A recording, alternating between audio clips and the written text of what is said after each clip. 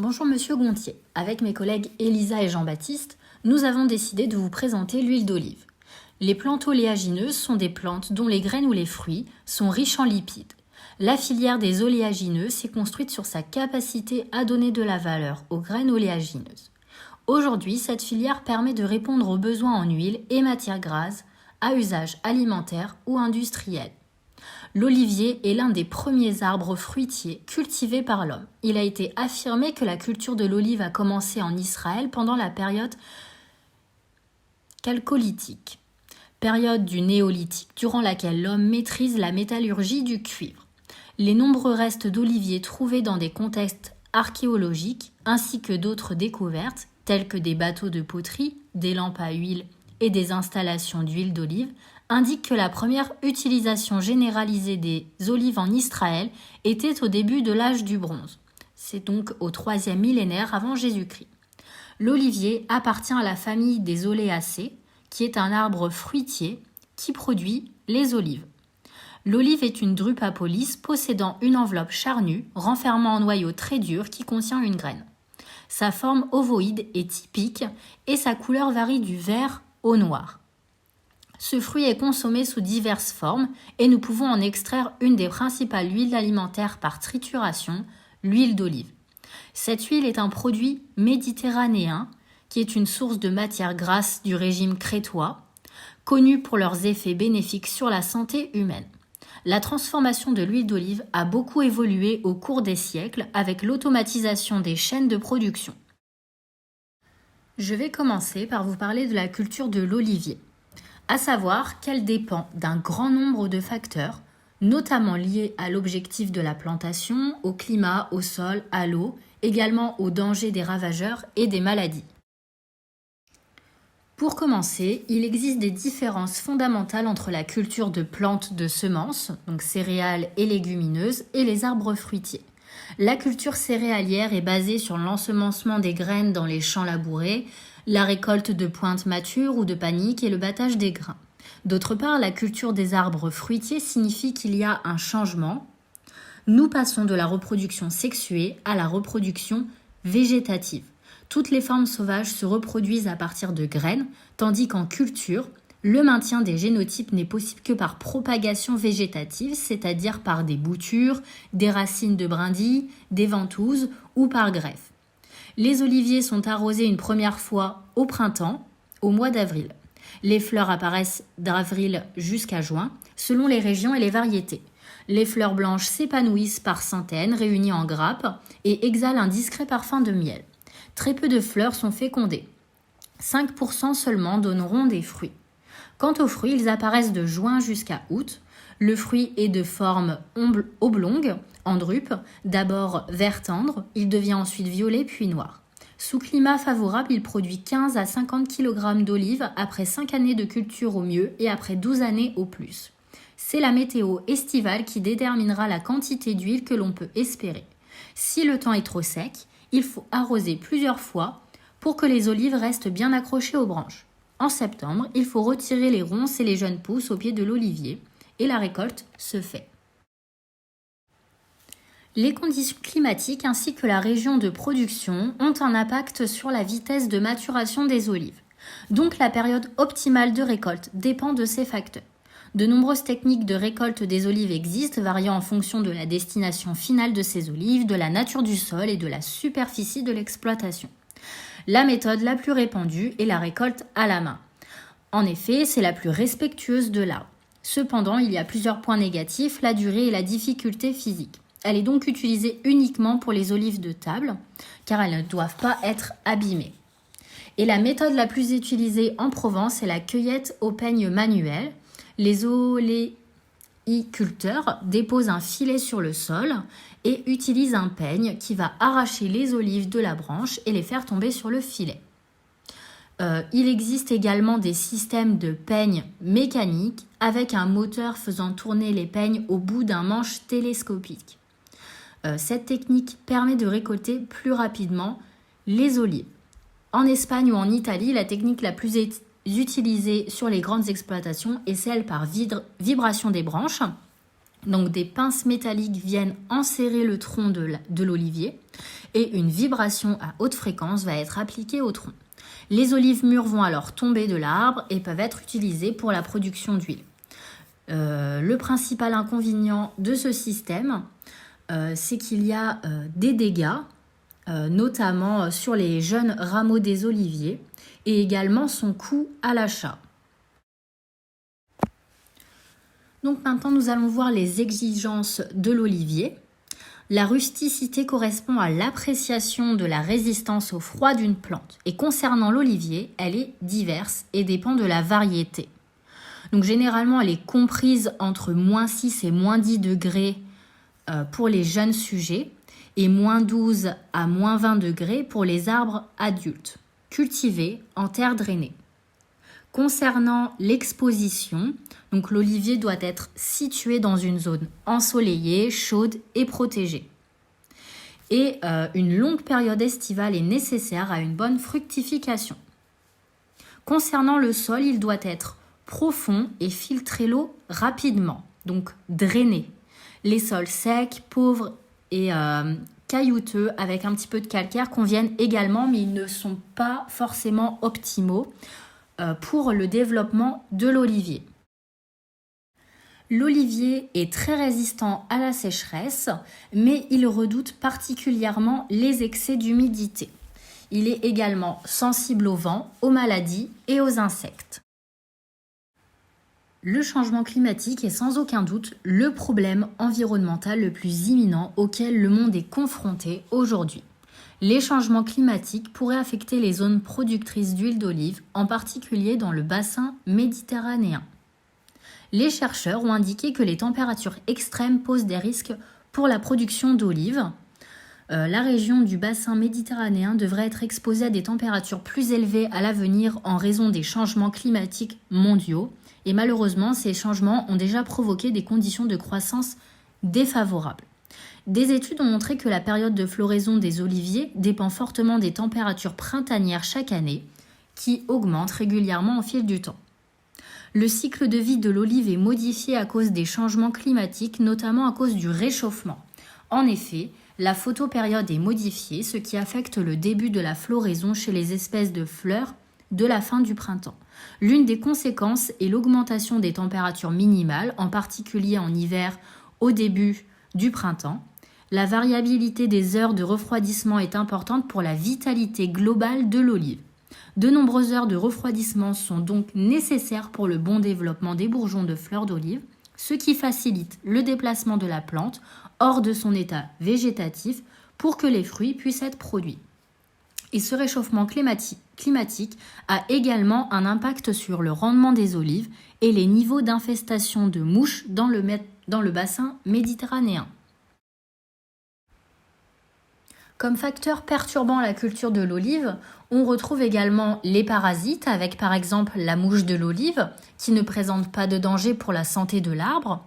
Et pour lutter contre celle-ci, il existe des pièges colorés ou des pièges à phéromones. On retrouve également le thrips de l'olivier dont les dégâts sont minimes et le traitement n'est pas nécessaire. La cochenille noire dont la prévention est la limitation des apports d'engrais azotés et les arrosages. Et les pulvérisations d'insecticides ne sont pas efficaces. On a également le néroun. Il faut globalement surveiller l'arbre, couper et brûler les branches sèches ou qui donnent des signes de faiblesse. On a également la teigne de l'olivier, dont le traitement est biologique. Donc il s'agit de pulvériser sur les fleurs Bacillus thuringiensis.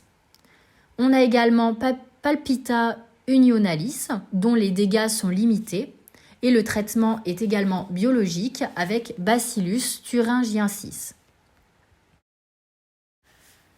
Et enfin, on retrouve les maladies, avec le pourridier, qui est une maladie mortelle pour l'olivier.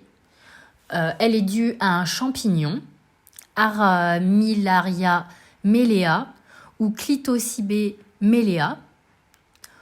Pour la prévention, il faut alléger les sols lourds et humides, éviter les excès d'eau, apporter du fumier non décomposé ou de débris de végétaux ligneux. On retrouve également la verticilliose, qui est l'une des maladies les plus graves de l'olivier, qui est due à un champignon, Verticillium dahliae, et dont aucun traitement curatif existe. On a également le chancre de l'olivier, qui est une maladie d'origine bactérienne. Il n'y a aucun traitement. La seule manière de s'en débarrasser est souvent de couper la branche. Et enfin, le cycloconium, qui est une maladie due à un champignon, le Cycloconium oleaginum, dont le traitement et la prévention reposent sur l'application d'une bouillie bordelaise. Il s'agit de sulfate de cuivre additionné de chaux. Il s'agit donc de diluer cette bouillie dans de l'eau et de la pulvériser. Parlons maintenant de la filière de l'huile d'olive, en commençant par les principaux acteurs, la production et la transformation. Tout d'abord, l'acteur majeur est l'Union européenne, puisque sa production représente 66% de la production mondiale. Au sein de l'UE, c'est l'Espagne qui domine en représentant 42% de la production européenne. Si on se concentre uniquement sur la France, il existe alors plusieurs acteurs. Tout d'abord, il y a l'AFIDOL. Ses missions sont les suivantes. La connaissance de l'offre et de la demande par des outils statistiques, le suivi de la réglementation, la recherche appliquée et l'expérimentation technique, l'information et la formation des acteurs de la filière, et pour finir, la communication et la promotion des huiles d'olive françaises. On retrouve ensuite le CTO, qui est rattaché à l'AFIDOL et qui s'occupe surtout de la qualité des huiles de la filière. Puis, la filière compte plus de 20 000 producteurs appelés oléiculteurs, qu'ils soient professionnels ou amateurs. On compte également environ 300 moulins, des moulins privés ou des coopératives. C'est ici que l'on extrait l'huile des olives. Enfin, la commercialisation des huiles se fait de différentes manières. En grande distribution, en épicerie fine, on en retrouve également chez les grossistes, dans le secteur de la restauration et en vente directe, puisque beaucoup de moulins possèdent leur propre boutique. En termes de production, l'Union européenne a produit 2 186 000 tonnes en 2018 d'après un rapport d'activité de l'AFIDOL. Comme on peut le voir sur le schéma, et comme dit précédemment, l'Espagne est leader, suivie de l'Italie et de la Grèce. La France, quant à elle, produit environ 5 000 tonnes d'huile d'olive par an. Ces 5 000 tonnes sont produites par 5 millions d'arbres répartis sur 52 000 hectares. Ces 5 000 tonnes ne représentent que 0,23% de la production européenne, ce qui est dérisoire. Les 4 bassins français de production sont les régions Provence-Alpes-Côte d'Azur, Rhône-Alpes, Languedoc-Roussillon et la Corse. En termes de consommation, l'estimation est de 112 000 tonnes par an en France. La production ne suffit donc pas. Et le premier fournisseur reste l'Espagne. Pour transformer et fabriquer de l'huile d'olive, voici le procédé. Je vais commencer par expliquer la méthode la plus récente et automatisée, la méthode de décantation et centrifugation. Tout d'abord, les olives sont pesées et lavées pour éliminer les impuretés, puis elles sont broyées pour obtenir une pâte. Cette pâte subit une étape de malaxage pour l'homogénéiser et faire fusionner les gouttelettes d'huile. Une fois la pâte homogénéisée, on peut alors passer à l'étape de séparation des phases solides et liquides. L'appareil que nous pouvons voir sur le schéma permet de séparer directement les grignons, il s'agit des restes de peau, de noyaux, de pulpe, l'eau et l'huile, qui est ensuite purifiée pour obtenir une huile propre. Il existe une autre méthode de transformation par la presse à huile. Il s'agit d'un système qui exerce une pression de 200 à 400 bars. Ce système est composé de scourtins, ce sont des disques de fibres de nylon qui retiennent la partie solide et laissent s'écouler la partie liquide eau-huile sur les bords extérieurs. Par la suite, la séparation eau-huile est réalisée par décantation dans des cuves en inox. Cette dernière étape peut durer quelques heures à quelques jours. Nous allons maintenant aborder la troisième partie concernant les caractéristiques d'une huile d'olive. Nous allons aborder tout d'abord la classification des huiles. Il faut savoir que les huiles d'olive vierges sont des huiles obtenues à partir du fruit de l'olivier, uniquement par des procédés mécaniques et physiques, dans des conditions n'entraînant pas l'altération de l'huile. Aucun traitement, autre que le lavage, la décantation, la centrifugation et la filtration n'est appliqué. Par rapport aux huiles d'olive propres à la consommation en l'état, il existe l'huile d'olive vierge extra, caractérisée par une acidité libre exprimée en acide oléique de 0,8%, l'huile d'olive vierge par 2% et l'huile d'olive vierge courante à 3,3% d'acidité libre. Concernant l'huile d'olive non propre à la consommation, il y a l'huile d'olive vierge lampante, caractérisée par une acidité libre exprimée en acide oléique supérieure à 3,3%. Elle est-elle destinée à des usages techniques ou au raffinage? Concernant la composition d'une huile d'olive, elle est bien entendu constituée d'acides gras, les acides gras étant des lipides qui sont insolubles dans l'eau. Un acide gras est constitué d'une longue chaîne carbonée se terminant par un groupe carboxyle. Si la chaîne longue carbonée est dépourvue de double liaison, elle est dite saturée. Si elle en comporte une, monoinsaturée. Et si elle en possède deux ou plus, elle est dite polyinsaturée. En moyenne, une huile d'olive est constituée de 72% d'acides gras monoinsaturés, qui sont majoritairement des oméga 9, 14% d'acides gras polyinsaturés, majoritairement des oméga 3 et 6, et 14% d'acides gras saturés. Elle est également constituée de composés phénoliques, avec principalement des composés glycosylés issus du métabolisme secondaire des terpènes, de lignanes, des flavonoïdes et de phénols simples, avec les alcools phénoliques et les acides phénoliques. L'huile possède également des tocophérols, caractérisés par les vitamines E, qui possèdent une forte activité antioxydante. Nous retrouvons également des composés aromatiques, qui apportent du goût et des arômes. Elles possèdent un faible poids moléculaire et sont principalement caractérisées par des aldéhydes, des alcools, des esters, des hydrocarbures et des cétones. L'huile d'olive présente également de nombreux bénéfices sur la santé, grâce à ses acides gras et aux acides oléiques qui permettent le ralentissement de la pénétration des acides dans les parois des cellules artérielles. Elles évitent ainsi la formation de plaques d'athérome. Grâce à ces tocophérols, caractérisés par les vitamines E, comme évoqué précédemment, elles possèdent une forte activité antioxydante. Maintenant, nous allons voir les différentes caractéristiques sensorielles d'une huile. L'huile d'olive possède principalement 3 attributs positifs, qui sont l'amertume, qui est un goût élémentaire de l'huile d'olive et qui est dû au stade de véraison, le fruité, qui dépend de la variété des olives, et le piquant, qui est dû aux olives encore vertes. Les principaux défauts sont liés notamment au chaumet, aussi appelé lye, qui est dû à la fermentation anaérobie. Nous retrouvons également le moisi et l'humide, le vineux vinaigré ou acide aigre, qui est elle dû à la fermentation anaérobie, et le métallique et rance. On va maintenant aborder les utilisations de l'huile d'olive. Regardons la place de l'huile d'olive sur le marché français. Les huiles d'olive françaises ne représentent que 0,22% des huiles dans le rayon huile d'olive des grandes et moyennes surfaces, ce qui est très peu. Et comme déjà dit précédemment, l'Espagne est le premier fournisseur des Français. Sur le marché, on retrouve 3 groupes. Tout d'abord, les grandes entreprises qui sont productrices et distributrices, comme Puget, Le Sieur, Maille, Carapelli, qui sont des marques qui nous parlent à tous. On trouve également les marques des distributeurs, chez Auchan, Leclerc, avec la marque Repère par exemple. Ces huiles ont différentes origines, l'Espagne, l'Italie, la Grèce ou encore la Tunisie. Et enfin les petites marques, ce sont souvent les labels AOP, appellation d'origine protégée, d'origine française.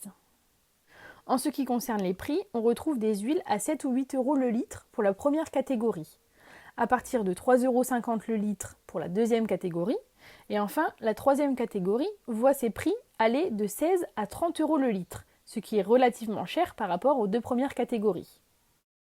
Les forces de l'huile d'olive française sont en effet son origine et la tradition qui conservent les vergers au sein des paysages méditerranéens, et donc la pureté du produit. Les faiblesses sont en effet son coût, mais également la taille des entreprises françaises qui ne permet pas de produire de grandes quantités, et le manque de notoriété des huiles d'olive françaises dans le monde est également un facteur à prendre en considération. À côté de ça, l'huile d'olive est bien perçue par ses utilisateurs, qu'il associe souvent à la convivialité ou aux apéritifs d'été. Cette huile est également associée au tourisme, puisqu'on retrouve de plus en plus de flacons d'huile adaptés pour en faire des cadeaux de vacances par exemple. Et elle est bien entendu associée à une bonne santé. Cette huile s'applique donc essentiellement dans le domaine agroalimentaire, comme nous avons pu le voir, mais nous pouvons également la retrouver dans le secteur des cosmétiques en tant que savon, démaquillant, hydratant, ou encore en tant que lubrifiant, pour les portes et fenêtres par exemple.